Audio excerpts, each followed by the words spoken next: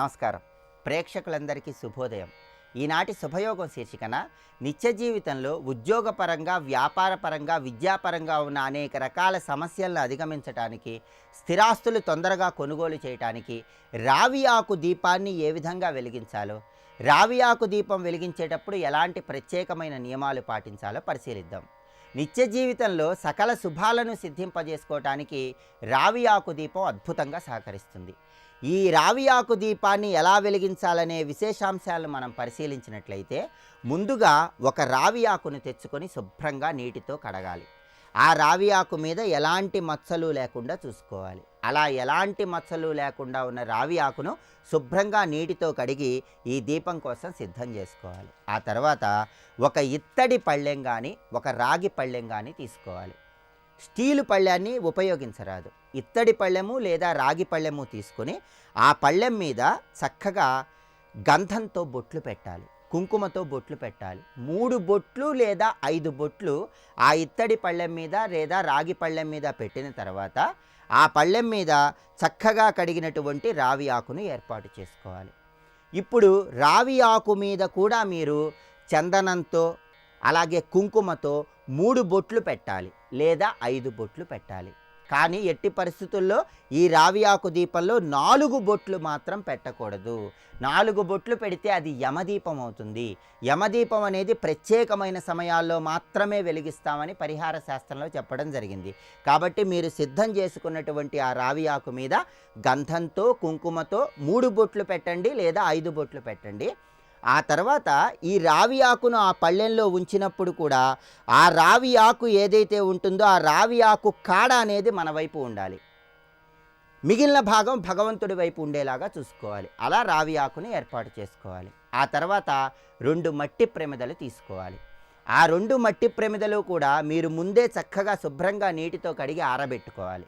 ఆ 2 మట్టి ప్రమిదలు ఈ రావి ఆకు మీద ఏర్పాటు చేసుకొని ఆ 2 మట్టి ప్రమిదలు ఒకదానిలో ఒకటి రావి ఆకు మీద ఏర్పాటు చేసి వాటికి కూడా చక్కగా పసుపు కుంకుమలతో గంధంతో బొట్లు పెట్టాలి. ఆ మట్టి ప్రమిదలు ఒకదానిలో ఒకటి ఉంచి రావి ఆకు మీద ఏర్పాటు చేసుకున్న తర్వాత ఆ ప్రమిదలో ఆవు నెయ్యి కానీ నువ్వుల నూనె కానీ పోయాలి. ఇప్పుడు ఒత్తులు వేసి వెలిగించాలి. ఒత్తులు ఎలా వేయాలి అంటే 2 ఒత్తులు తీసుకొని కలిపి ఒక ఒత్తిలాగా చేసి అందులో వేయండి.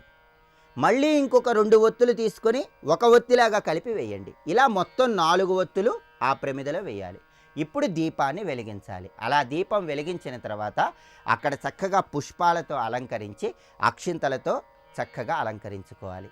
ఇలా వెలిగిస్తే దీన్ని రావి ఆకు దీపం అనే పేరుతో పిలుస్తారు. ఈ రావి ఆకు దీపాన్ని మీ పెరట్లో తులసి కోట దగ్గర వెలిగించుకోవచ్చు, అలాగే మీ పూజా మందిరానికి సమీపంలో వెలిగించుకోవచ్చు, మీ గృహం సింహద్వారం ముందు భాగంలో వెలిగించుకోవచ్చు. ఈ రావి ఆకు దీపాన్ని ఎప్పుడు వెలిగించినా సరే రావి చెట్టు త్రిమూర్తి స్వరూపం కాబట్టి ఈ రావి ఆకు దీపం వల్ల త్రిమూర్తుల అనుగ్రహానికి సులభంగా పాత్రలు కావచ్చు. అలాగే మనకి పరిహార శాస్త్రం ఏం చెప్తుందంటే, ఈ రావి ఆకు దీపాన్ని వెలిగించేటప్పుడు ఒక్కొక్క వారం ఒక్కొక్క సంఖ్యలో ఉన్నటువంటి రావి ఆకులను పళ్ళెంలో ఏర్పాటు చేసుకొని దీపాలు వెలిగించమని పరిహార శాస్త్రం చెప్తుంది.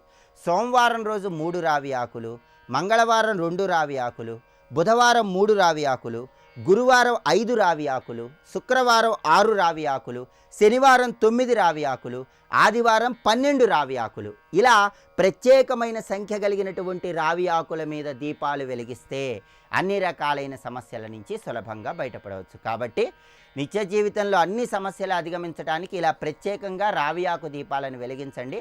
చక్కటి శుభయోగాన్ని సిద్ధింపజేసుకోండి. రేపటి శుభయోగం శీర్షికన నిత్య జీవితంలో రాహుకేతు దోషాలను తొలగింపజేసుకోవటానికి ఏ రాశి వాళ్ళు ఎలాంటి ప్రత్యేకమైన పరిహార మార్గాలు పాటించాలో పరిశీలిద్దాం. నమస్కారం.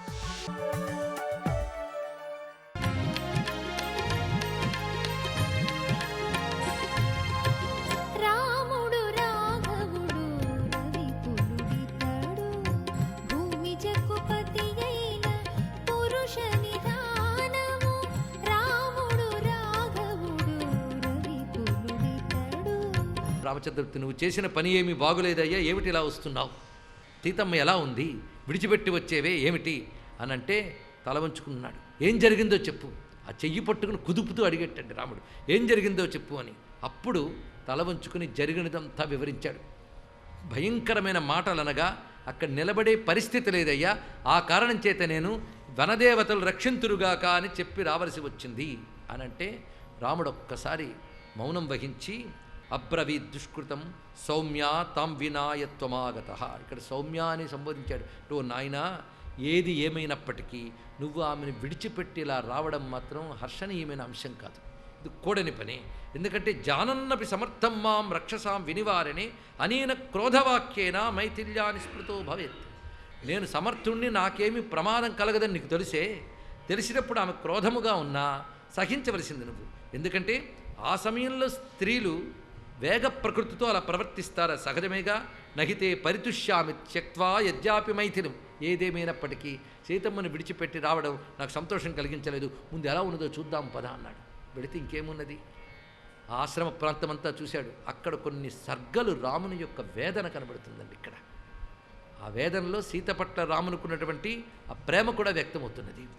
నా ప్రాణముల కంటే మిన్నయ్యేనటువంటి సీతమ్మ ఏమైనది అంటూ ఆ పరిసరాలను చూస్తూ అరణ్యాల్లో వెతుకుతూ కొన్ని చోట్ల దుఃఖితుడైనప్పుడు ఆ చెట్ల వెనకాల కదలిక రాగానే అటేంటి వెళుతున్నావు సీత అని అంటున్నట్ట. అలా దిక్కుతురి అటు ఇటు అన్వేషిస్తూ అక్కడ చెట్లను అడుగుతాడు, ఎక్కడున్నది చెప్పండి అని. అలా వెళుతూ ఉండగా ఒక చోటకు వచ్చేటప్పటికల్లా పరమ దుఃఖితుడై, ఇంతమంది దేవతలు ఇంతమంది ఋషులు నేను ప్రతాపం చూపించినప్పుడు వచ్చి అభినందించారే, అందులో ఒక్కరు కూడా నాకు ఇప్పుడు సమాధానం చెప్పడం లేదు, సీతమ్మ జాడ చెప్పడం లేదు. ఎందుకంటే నేను మృదువుగా ఉన్నాను కనుక చేతకాని వాడిని అనుకుంటున్నారేమో. మృదుం లోకహితేయుక్తం దాంతం కరుణవేదినం నిర్వీర్య ఇతి మన్యంతే నూనం మాం త్రిదశేశ్వరాహ. నాకు చేతకాని వాడినని బలహీనుని అనుకుంటున్నారేమో.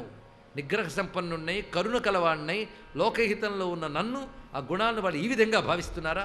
మాం ప్రాప్య గుణో దోష సంవృత్త పశ్య లక్ష్మణ అజ్జైవ సర్వభూతానాం రక్షసాం అభవాయచ. ఈ సమయంలోనే నేను సర్వభూతముల్ని నశింపజేస్తాను. పైగా ఉదయిస్తున్న సూర్యుడు, చంద్రుడు, గ్రహ నక్షత్రములు వీటన్నిటినీ కూడా నా బాణప్రయోగంతో నశింపజేస్తాను ధనుసు తీస్తున్నట్టండి రామచంద్రమూర్తి. ఇది కూడా రామావతార విషయంలో గమనించవలసిన ఒక ప్రధానమైన అంశం. తర్వాత సుందరకాండలో సీతమ్మ చెప్తుంది, రాముడు ఇంకా ఆలస్యం చేస్తున్నాడేమి, నేను లేకపోతే క్షణకాలంలో ప్రపంచాన్ని నశింపజేస్తాడతడు అన్న మాట అంటుంది. ఇది మనం చూస్తే సతీదేవిని కోల్పోయిన వెంటనే ప్రళయతాండవం చేసిన పరమేశ్వరుడు గుర్తొస్తాడు. అదే ఆలోచించవలసిన కొన్ని అంశములు ఇక్కడ. కనుక ప్రకృతి క్షేమంగా అన్నీ ఉండాలంటే ఆవిడ ఆయన పక్కన ఉండాలండి, ఉంటేనే అన్ని క్షేమంగా ఉంటాయి. లేకపోతే మొత్తం సమస్త సంహారక తాండవాయ. ఈ విషయంలో ఉన్న ఒకానొక అంశం. అందుకే నతాం కుశలినీం సీతాం ప్రదాస్యంత్య మమేశ్వరాహ అస్మిన్ ముహూర్తే సౌమిత్రే మమ ద్రక్ష్యంత్య విక్రమం. ఈ దేవతలందరూ నా పరాక్రమం ఏంటో చూతురుగాక.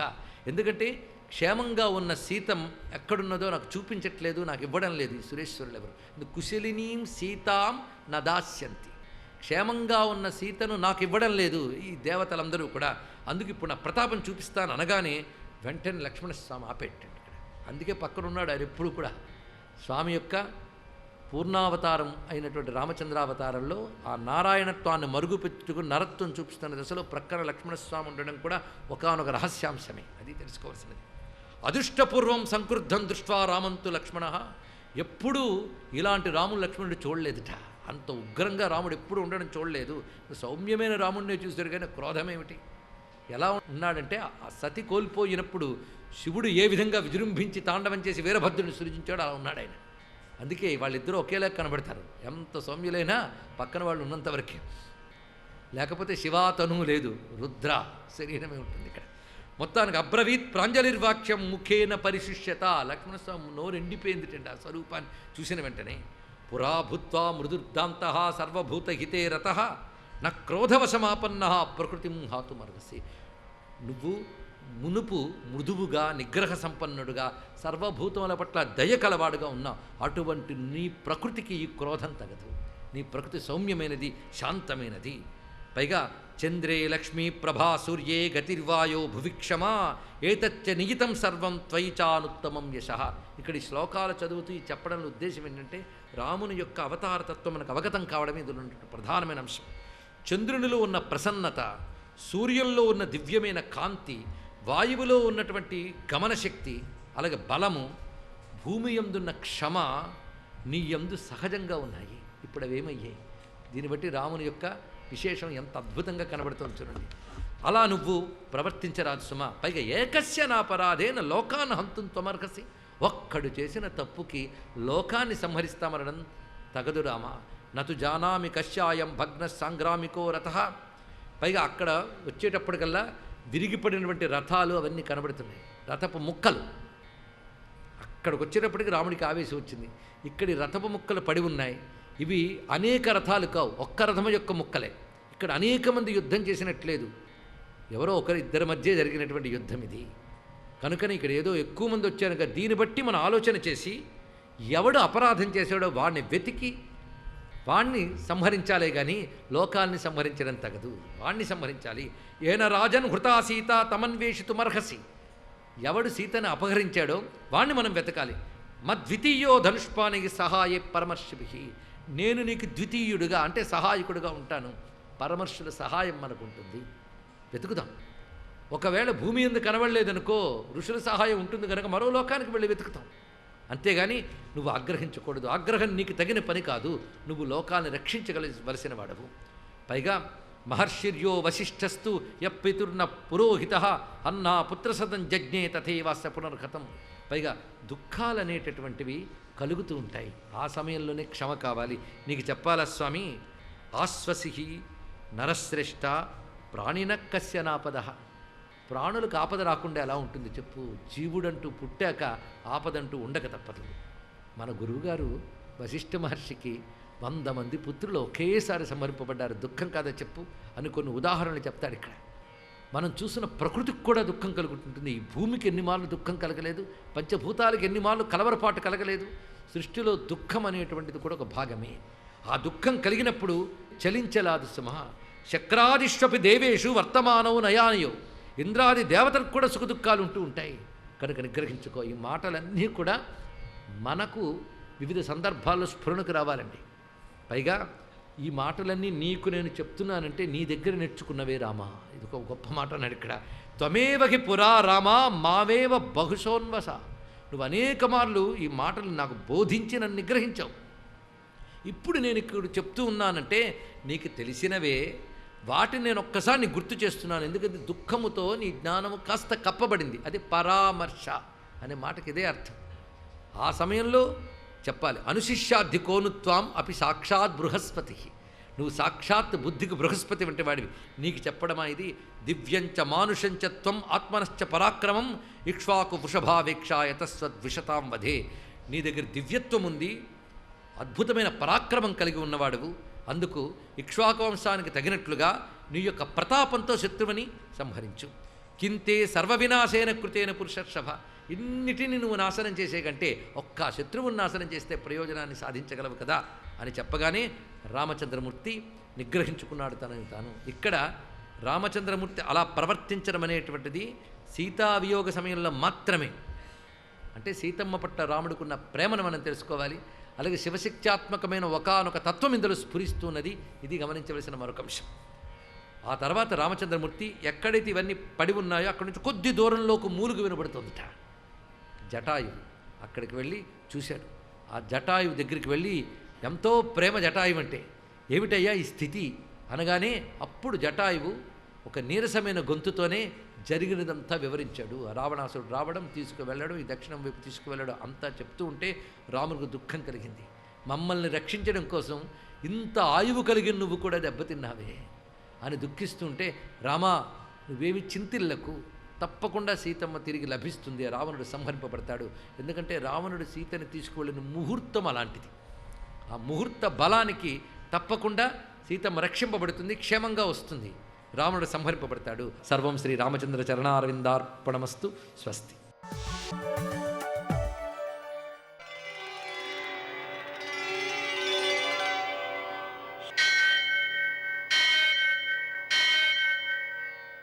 సహస్రశీరుషం దేవం విశ్వాక్షం విశ్వశంభువం విశ్వం నారాయణం దేవమక్షరం పరమం పదం విశ్వతః పరమాం నిత్యం విశ్వం నారాయణగుం హరిం విశ్వమేవేదం పురుషస్తద్విశ్వముపజీవతి पतिं विश्वस्यात्मेश्वरं शाश्वतं शिवमच्युतं नारायणं महाज्ञेयं विश्वात्मानं परायणम्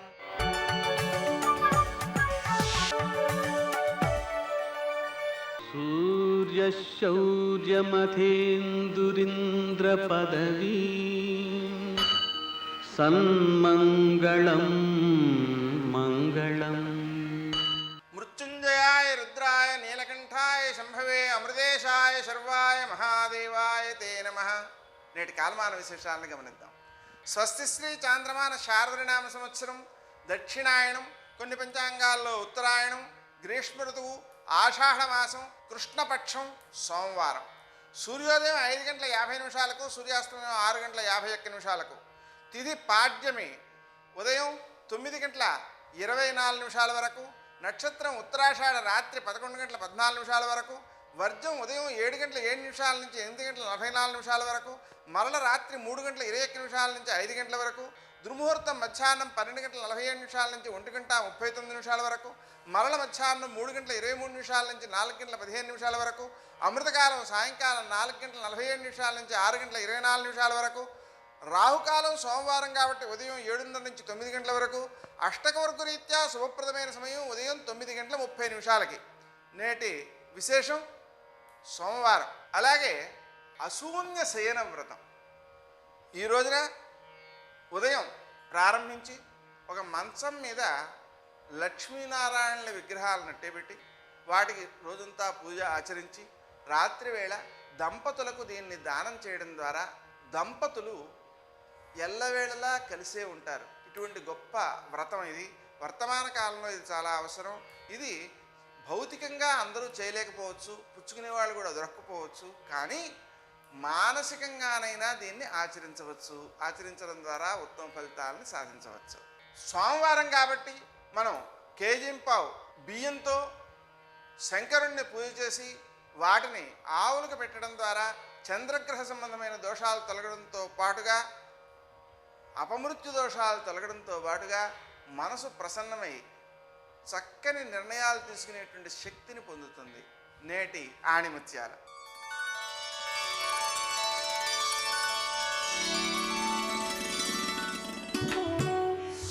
ధర్మరహితంగా ఏది ఆశించకూడదు, అప్పుడు విజయ పరంపర మనను వీడదు.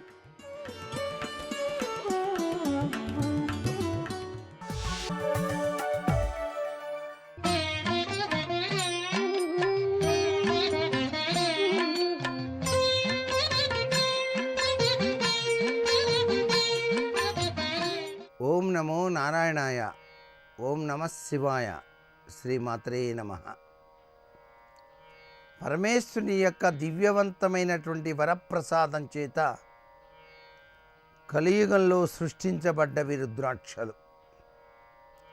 సోమవారం నాడు రుద్రాక్షాభిషేకం, నీటిలో రుద్రాక్షలను వేసి ఆ నీటితో గనక పరమేశ్వరుణ్ణి నమక చమకాలతో గనక అభిషేకం చేసినట్లయితే ఏ కోరిక అనుకుంటే ఆ కోరికను తీరుస్తాడు పరమేశ్వరుడు అని శాస్త్రం. ఎందుచేత ఇంత దివ్యవంతమైన శక్తి వీటికి ఉన్నది అంటే, త్రిపురాసుర సంహారం చేసేటప్పుడు పరమేశ్వరుడు ఆ సంహారానంతరం ధ్యానంలోకి వెళ్ళినప్పుడు దేవతలందరూ కూడాను హరహర మహాదేవ శంభో శంకర అంటూ ఆనందంతో గెంతులు వేసిన సమయంలో ఆయన ధ్యానం నుంచి ఒక్కసారిగా కన్నులు తెరిచినప్పుడు ఆ కన్నుల నుంచి ఆనంద బాష్పాలు రాలి భూమి మీద పడ్డాయి. అవే రుద్రుని యొక్క కన్నీటి ధార అన్నారు. అవి సర్వ శుభాలను చేకూర్చే రుద్రాక్ష చెట్లుగా ఆవిర్భవించాయి. అటువంటి రుద్రాక్ష మాలను మానవుడు నిత్యం కూడాను ధారణ చేయవచ్చు. రుద్రాక్షలతో అభిషేకార్చన చేయటం జన్మసుకృత పుణ్యపరంగా కూడా మనకు శాస్త్రాల్లో చెప్పారు. ఆరోగ్యానికి ఐశ్వర్యానికి ఆలవాలంగా పరమేశ్వర వరప్రసాదమైన రుద్రాక్షలు మనకు సాక్షాత్కరిస్తున్నాయి ఈ కలియుగంలో. ఇటువంటి రుద్రాక్షమాలతో మనం శివధ్యానం కనుక చేసినట్లయితే పంచాక్షరి మహామంత్రాన్ని జపించడం వలన సర్వేశ్వరుని యొక్క దివ్యవంతమైన అనుగ్రహ కరుణా కటాక్ష వీక్షణాల్ని సాధించుకోవడానికి ఆస్కారం ఎక్కువగానే ఉంటుంది. ఓం నమః శివాయ అనే పంచాక్షరి మంత్రాన్ని పంచముఖి రుద్రాక్షమాలతో గనక జపించినట్లయితే పంచముఖ పరమేశ్వరుడు అద్వితీయమైనటువంటి అనిర్వచనీయమైనటువంటి అదృష్టాన్ని మనకు ప్రసాదింపచేసి తీరతాడు. రుద్రాక్షలలో ఏకముఖి రుద్రాక్ష సాక్షాత్తు శివస్వరూపం. ఆత్మానుగత శక్తిని చక్కగా పెంపొందించేటువంటి ఆ ఏకముఖిని ఇంటిలో ఉంచి నిత్యం కనుక అభిషేకార్చన నిర్వహించినా చాలు, సర్వసంపదలు కూడాను ప్రసాదిస్తాడు పరమేశ్వరుడు అని చెప్పేసి మనకు లింగ మహాపురాణం తెలియజేసేటువంటి గొప్ప విశేషాత్మకమైనటువంటి విధి విధానం. రుద్రాక్ష నీరు మానవుడు గనక సేవించినట్లయితే శ్వాసకోశ సంబంధమైన రుగ్మతలను కూడా బయటపడటానికి పరమేశ్వరుడు అనుగ్రహాన్ని ఇస్తున్నాడు. నాడీ కేంద్ర మండలం సక్రమంగా పనిచేయడానికి కూడాను పరమేశ్వర వరప్రసాదమైన రుద్రాక్షలు సహకరిస్తున్నాయి. ఈ యొక్క సోమవారం నాడు పరమేశ్వరుణ్ణి వివిధ ద్రవ్యాలతో పాటుగా రుద్రాక్షలతో కూడిన నీటితో కూడాను అభిషేకం చేయటం వలన సర్వశక్తి సమన్విత అయినటువంటి జగన్మాత కూడాను తన దివ్యవంతమైన అనుగ్రహాన్ని ప్రసాదింపజేసి తీరుతుంది. కారణం ద్విముఖి రుద్రాక్ష కేవలం అర్ధనారీశ్వర తత్వానికి నిదర్శనంగా పరమేశ్వరుడు సృష్టించడం జరిగింది. ఇంత గొప్ప విశ్లేషణ కేవలం ఈ రుద్రాక్ష మహిమలో దాగిన పరమార్థంగా గుర్తెరుగుతూ రుద్రాక్షలతో ఈ విధమైన అభిషేకార్చన పరమేశ్వరుడికి నిర్వహించి తరిద్దామా మరి. సర్వే జనా సుఖినో భవంతు. ఓంకారరూపిణీ క్లీంకారవాసినీ జగదేకమోహినీ ప్రకృతి స్వరూపిణీ. మనం చేసిన పాపపుణ్యములు ఎవరి దగ్గర ఉంటాయి అంటే భగవంతుడి దగ్గర ఉంటాయి. ఆ లెక్కల్లో దోషాలు ఏమి ఉండవు. అందుకే ఆయన ఒక మాట చెప్తాడు భగవద్గీతలో, కాల కలయతామహం అంటాడు. కాల రూపంలో నేను జీవుల యొక్క పాపపుణ్యములను లెక్క పెట్టుకుంటున్నాను అంటాడు. నేను ఏం చేస్తున్నాను, ఆయన నాలోనే లోపల కూర్చుంటాడు. నీవారస్సు కవత్తన్వి పీతాభాస్వత్యనూపమా, ఇక్కడే కూర్చుని హృదయ కుహరంలో నేను ఏం చేస్తున్నానన్న దాన్నన్నిటినీ కూడా ఆయన లెక్క పెట్టుకుని వ్రాసుకుంటూనే ఉంటాడు. జీవుడి యొక్క ప్రాణం ఊపిరుల మీద ఆధారపడుతుంది. ఆ ఊపిరుల సంఖ్య పూర్తయిపోగానే ఉత్తరీయం తీసి పక్కన పారేసి బయటికి వెళ్ళిపోతాడు. ఆయన వెళ్ళిపోయాడు అనుకోండి, శివం వెళ్ళిపోతే శవం, ఇంకా దానికి మంగళప్రదత్వం ఉండదు. అందుకే దీపం ఉండగా ఇల్లు చక్క పెట్టుకో, ఆయన లోపల ఉండగానే కురు పుణ్యమహోరాత్రం. అయితే ఇక్కడ ఒక చమత్కారం ఉంటుంది. చేసిన పాపపుణ్యములు ఏవో ఉన్నాయి, లేకపోతే అసలు మర్త్యలోకంలోకి రానుగా, రెండూ అనుభవిస్తాను అనే కదా లెక్క ఇక్కడికి వచ్చాను అంటే. కాబట్టి పాపపుణ్యములు రెండూ అనుభవించాలి. ఇది చెప్పినా నేను లోపల మాత్రం ఏమనుకుంటానంటే నేను ఎప్పుడూ సుఖంగా ఉండాలని కోరుకుంటూ ఉంటాను. అలా కోరుకున్నటువంటి జీవుడు మూడిటి మధ్య నొక్కబడుతూ ఉంటాడు ఎప్పుడు. ఈ సిద్ధాంతం కొంచెం గంభీరమైంది. అందుకొస్తుంది ప్రార్థన అన్నమాట, అందుకొస్తుంది. ఒక కార్యక్రమాన్ని ప్రారంభం చేశారనుకోండి, ప్రార్థన చేసి మొదలు పెడతారు. ఎందుకు అసలు ప్రార్థన చెయ్యాలి జీవితంలో? నిద్ర లేస్తూ ప్రార్థనతో ప్రారంభం. ఎందుకు ప్రార్థన చేస్తారంటే 3 నొక్కుతుంటాయి ఎప్పుడు జీవుణ్ణి. అందులో మొట్టమొదటిది ఏది అంటే దురితము, రెండవది కాలము, 3 ఈశ్వరుడు. ఈ మూడిటితో జీవుడికి ప్రత్యక్ష ప్రమేయం లేదు, ఆయనకి అధికారం లేదు. రామచంద్ర ప్రభువు శ్రీరామాయణంలో ఒక మాట అంటాడు, యథాజర యథా మృత్యు యథా కాలో యథా విధి నిత్యం న ప్రతిహన్యంతే సర్వభూతేషు లక్ష్మణ అంటాడు. సర్వభూతములు ఓ లక్ష్మణ, జరా వృద్ధాప్యమును తప్పించుకోలేవు, మృత్యువును తప్పించుకోలేవు, కాలము వెళ్ళిపోతుంటే ఆపలేవు, భగవంతుడు చెయ్యాలనుకున్న దాన్ని నిలుపుదల చెయ్యలేవు, అలా నేను కూడా అని ఒక సందర్భాన్ని అన్వయం చేస్తాడు రామాయణ అరణ్యకాండలో. అలా ఈ మూడిటిలో మొదటిది ఏది అంటే దురితం. నేను ఏం చేశాను, ఏ పాపాలు చేశాను, అవి ఏ ఫలితంగా వచ్చే అవకాశం ఉంది నాకు తెలియదు. నేను ఏ పుణ్యాలు చేశాను, అవి ఏ సుఖరూపంలో వస్తాయి నాకు తెలియదు. ఈ రెండిటి విషయంలో అజ్ఞానం. 2, ఒకవేళ పాపమునకు ఫలితం వస్తే దుఃఖంగా వస్తుంది కాబట్టి ఎప్పుడు వచ్చే అవకాశం ఉంది తెలియదు. నేను పుణ్యాలు కూడా చేసే ఉంటాను, మర్త్యలోకంలో ఉన్నానుగా, సుఖం కూడా అనుభవించాలి. ఎప్పుడు వస్తుంది ఆ పుణ్యానికి ఫలితం సుఖం తెలియదు. పోనీ కాలంలో నేను ఎంతకాలం ఉంటాను, ఎప్పుడు సుఖ దుఃఖములు అనుభవిస్తాను తెలియదు. 3, ఇచ్చేటటువంటి వాడు ఒకడు ఉన్నాడు కదా, ఈ కాలరూపంలో నేను ఆపలేకుండా ముందుకు వెళ్ళిపోతున్నవాడు, నేను చేసిన పాపపుణ్యములను లెక్క పెట్టుకుని, నేను ఎన్ని జన్మలలో ఏవేవి చేశానో లెక్క పెట్టుకుని ఈ జన్మలో వాటికి ఫలితములను ఇస్తున్నవాడెవడో వాడు నాకు కనపడతాడా? వాడు తెలియడు, వాడు కనపడడు. ఇప్పుడు ఈ 3 కనపడవు. కనపడకుండా ఏదైనా నొక్కిందనుకోండి భయం, కనపడుతూ నొక్కిందనుకోండి అడగచ్చు, అయ్య బాబు వదిలేవయానా, ఏదో ఒక ఉపశాంతి ఉంటుంది, కనీసం నొక్కుతున్నాడన్నదే తెలుస్తుంది. ఈ 3 తెలియని గొడవ. ఈ 3 తెలియవు, ఎప్పుడొస్తాయో తెలియవు, నువ్వు అనుకున్నది జరుగుతుందో జరగదో తెలియదు.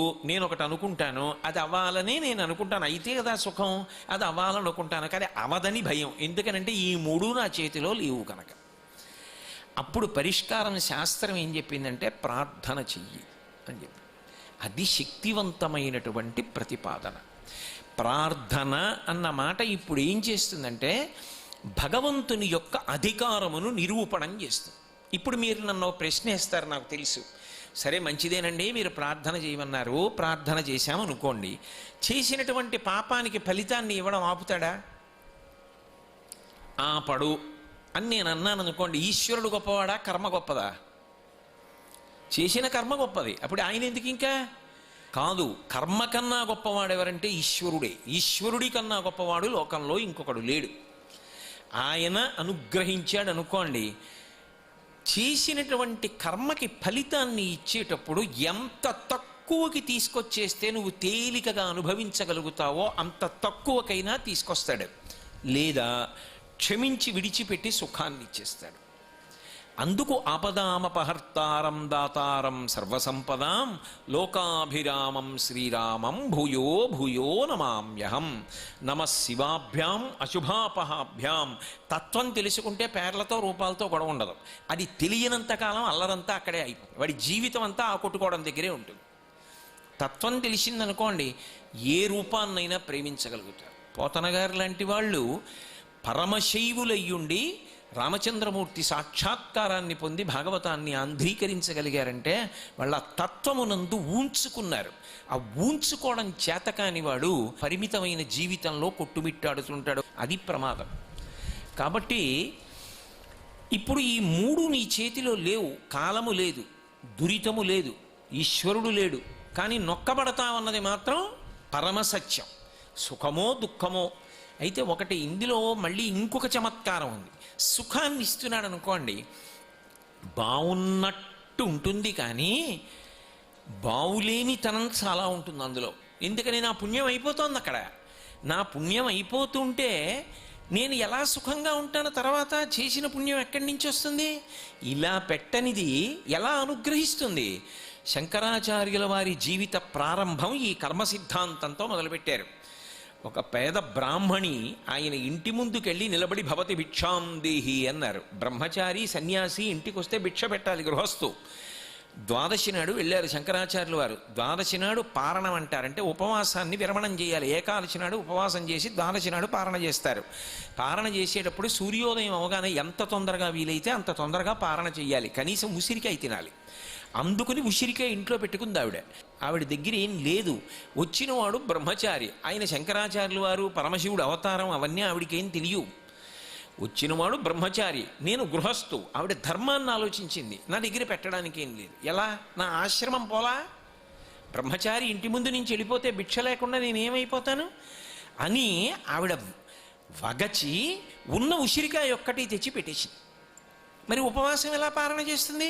ద్వాదశి నాడు తినడానికి ఉన్నది భోజనం ఉందని చెప్పడం కష్టం, ఉసిరికాయ మాత్రం ఉంది, ఎండిపోయింది, అదే తింటుంది పాపం. అది కూడా పట్టుకెళ్ళి ఆయన చేతిలో వేసి ఇక్కడ పరవశించిపోయారు శంకరాచార్యులు గారు. అమ్మ ఆవిడికి ఏం లేదమ్మా, కానీ ధర్మం కోసం నా చేతిలో వేసేసింది ఉసిరికాయ. ఆవిడికి ఐశ్వర్యం ఇయ్యని లక్ష్మీదేవిని పిలిచారు. వందే వందారు మందారం ఇందిరానంద కందలం అమందానంద సందోహ బంధురం సింధురాననం అంగం హరేహ పులకభూషణమాశ్రయంతి భృంగాంగనేవ ముకుళాభరణం తమాలం అంగీకృతాకిల విభూతిరపాంగలీల మాంగల్యదాస్తు మమ మంగళ దేవతాయా అని పిలిచారు. పిలిస్తే లక్ష్మీదేవి ప్రత్యక్షమై శంకర భగవత్పాదులతో మాట, శంకర ఈమె చేసినది లేదు, గత జన్మలలో ఇలా పెట్టినది ఇంత ఉంటే అధికారం నాది. అడగడానికి ఎవడు అడ్డు రాగలిగిన వాడు? ఇంత పెట్టినా ఆవిడ ఇంత పెట్టింది, నేను అంత ఇస్తానని ఇస్తా. అసలు ఇంత పెట్టింది లేదు, నేను ఏమనిమ్మంటావు? అందుకు అంటాడు దుర్జటి, కనీసం పెట్టకపోతే పెట్టలేకపోయానన్న ఏడు. అందుకే అమావాస్య తిథి నాడు ధర్మశాస్త్రం నియమం చెప్తుంది, అమావాస్య నాడు 12 గంటలకి తప్పకుండా పితృదేవతలను ఉద్దేశించి భోజనం పెట్టాలి, ఎవరినో పిలిచి. లేదు కనీసం నువ్వు ఏదన్నా దానం చేయాలి. పోనీ ఏమీ చేయలేదు, మధ్యాహ్నం 12 గంటలకి ఇంట్లో నిలబడి తలుపులు తీసి 3 మాటలు చేతులు ఇలా ఊపాలి. అయ్యా పితృదేవతలారా ఏమనుకోకండి, నేను ఎక్కడో ఉన్నాను, మీకు ఏమీ చేయలేకపోతున్నాను, ఇవాళ 10 రూపాయలు కూడా మీ పేరు చెప్పి ఎక్కడ ఇవ్వాల, ఏమనుకోకండి అని ఇలా అన్నారు 3 మాటలు. అంటే వాళ్ళు క్షమిస్తారు అని ధర్మశాస్త్రం చెప్పిన మాట, నేను చెప్పట్లేదు ఇవన్నీ. నేనేం చేయలేదని చెప్పు ఈశ్వరుడి దగ్గర చాలు.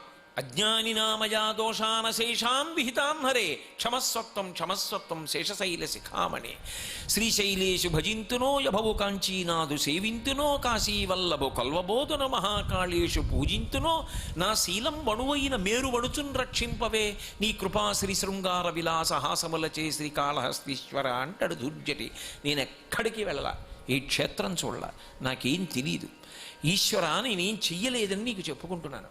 వాడు పాపం ఏం చేయలేదని నాకు చెప్పాడు, అదే పుణ్యం అని నన్ను అనుగ్రహించు, నిన్ను ఎవడొద్దన్నాడు అన్నాడు. ఎంత ఆ చమత్కారం చూడండి. సర్వం శ్రీ ఉమామహేశ్వర పరబ్రహ్మార్పణమస్తు. స్వస్తి.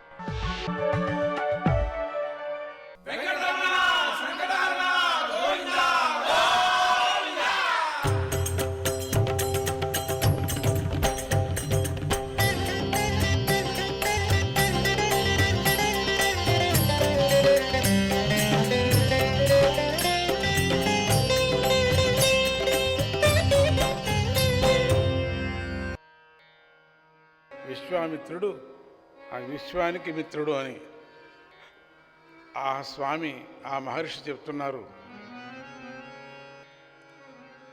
విరాట్ విష్ణుర్విధాతా చ విరాట్ విష్ణుర్విధాతా చ విరాట్ విష్ణుర్విధాతా చ విశ్వవిజ్ఞాన విగ్రహ విశ్వవిజ్ఞాన విగ్రహ విశ్వామిత్రస్య శరణం వెంకటేశో విభుః సదా.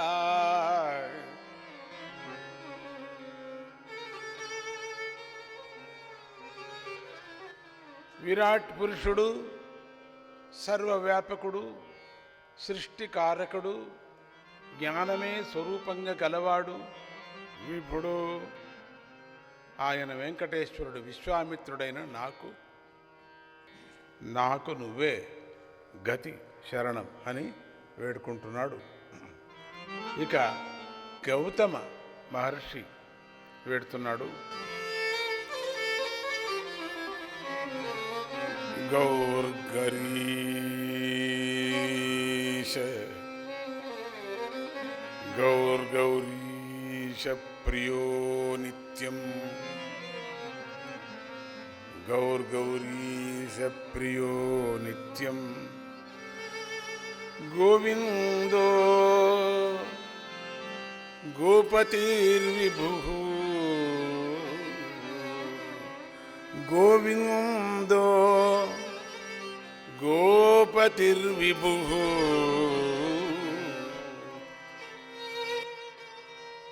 శరణం గౌతమస్యాస్తు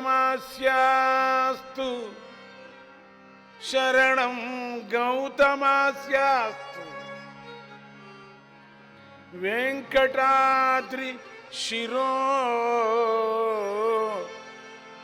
మణిః వెంకటాద్రి శిరో మణిః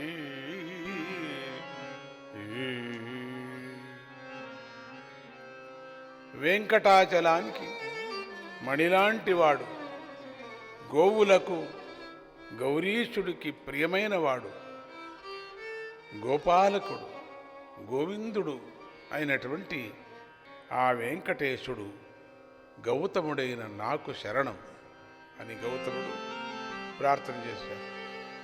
జమదగ్ని ప్రార్థన. జగత్కర్త జగద్భర్త జగత్కర్త జగద్భర్త జగద్ధర్త జగన్మయ జమదగ్నేః ప్రసన్నస్య జీవేశో వెంకటేశ్వరః జగత్కర్త జగద్భర్త జగద్ధర్త జగన్మయ జమదగ్నేః ప్రసన్నస్య జీవేశో వెంకటేశ్వర. జగత్తును చేసేవాడు, రక్షించేవాడు, లయం చేసుకునేటువంటి వాడు, జగత్తే తానై ఉన్నవాడు, ప్రాణానికి ప్రభువై కాపాడువాడు అయినటువంటి వెంకటేశ్వరుడు శాంతచిత్తుడైన నాకు అంటే జమదగ్నికి నువ్వే నాకు ప్రభువు అని చెప్తూ వశిష్ఠుడు చెప్తున్నాడు. వస్తు విజ్ఞానమాత్రం యత్ వస్తు విజ్ఞానమాత్రం యత్ నిర్విశేషం సుఖం చ సత్ నిర్విశేషం సుఖం చ సత్ తద్బ్రహ్మైవాహమస్మీత్ తద్బ్రహ్మైవాహమస్మీతి తద్బ్రహ్మైవాహమస్మీతి వెంకటేశం భజే సదా వెంకటేశం భజే సదా. ఏదైతే బ్రహ్మ వస్తువని తెలుసుకోదగినదో, పోలిక లేనిదో, సుఖస్వరూపమైన ఉన్నదో, సత్ స్వరూపమై నిత్యమై ఉన్నదో అటువంటి బ్రహ్మ వస్తువు నేనే అయి ఉన్నానని భావన చేస్తూ పరబ్రహ్మ స్వరూపుడు అయిన వెంకటేశ్వరుని సేవిస్తున్నాను.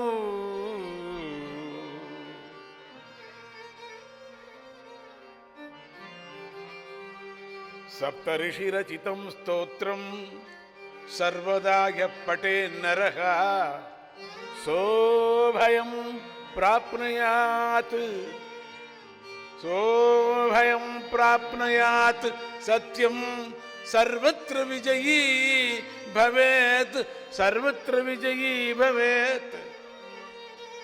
హరే వెంకటరమణ సంకటహరణ కింకర భవహరణ వెంకటరమణ సంకటహరణ కింకరపాల గోవింద. వెంకటరమణ సంకటహరణ కింకరపాల గోవింద. వెంకటరమణ సంకటహరణ కింకరపాల గోవింద. గోవింద గోవింద గోవింద గోవింద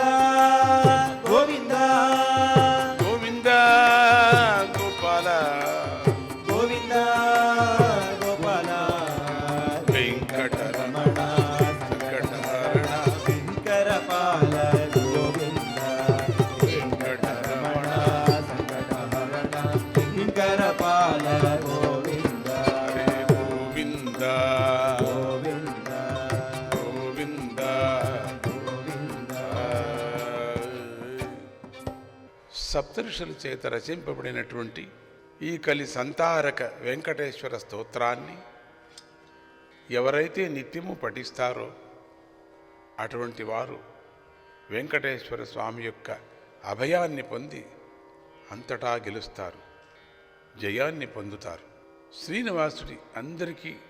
శ్రీనివాసుడే ఆ స్వామి అందరికీ కూడా పనులు అప్పచెప్పాడు. ఈ పరమాత్ముడిని శ్రీనివాసుడిని ప్రతి ఒక్క జీవి కూడా అణు రేణు తృణ కాష్టం నుంచి మొదలుకొని, ఒక చీమ నుంచి మొదలుకొని, ఒక కీటకం నుంచి మొదలుకొని, ఒక సప్తఋషి నుంచి మొదలుకొని దేవతల వరకు కూడా నా స్వామి అనొచ్చట. నాకు మాత్రమే ఈయన, నా సొంతము అనట్లంటంలో దోషము లేదు అని చెప్పారు. అటువంటి శ్రీనివాసుడు నా దేవుడు, నాకు మాత్రమే అవతారం ఎత్తాడు. నేను మాత్రమే ఆయన అవతారం ఎత్తిన తర్వాత నేను మాత్రం మళ్ళీ పుట్టి వచ్చాను. ఇంకా కొంత పని ఆయనతో ఉంది కాబట్టి నేను వచ్చాను. నా నుంచి ఆయన ఎంతో సేవ చేయించుకోవాలి కాబట్టి నేను వచ్చాను. నేనెంతో ఆయనకు సేవ చేయాలి కాబట్టి వచ్చాను. కొంచెం రుణం ఉంది కాబట్టి నేను తీర్చుకోవాలా అని వచ్చాను. ఇట్లా చెప్పటానికి వీలు అందరికీ ఉందట. ఇంకా ఏ మనిషిని చూసి అందరికీ ఇటువంటి భాగ్యము, ఇటువంటి అధికారం ఎవరికి లేదు అని చెప్పుకొచ్చారు. నా స్వామి అని చెప్పుకోవచ్చట పరమాత్ముని మాత్రం. శ్రీనివాస గోవింద శ్రీ వెంకటేశ గోవింద. శ్రీనివాస గోవింద శ్రీ వెంకటేశ గోవింద. శ్రీనివాస గోవింద శ్రీ వెంకటేశ గోవింద. తిరుపతి వాస గోవింద, తిరుమల వాస గోవింద. తిరుపతి వాస గోవింద, తిరుమల వాస గోవింద.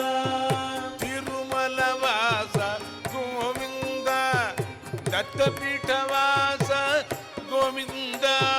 తిరుమల వాస గోవింద, దత్తపీఠ వాస గోవింద. శ్రీనివాస గోవింద శ్రీ వెంకటేశ గోవింద.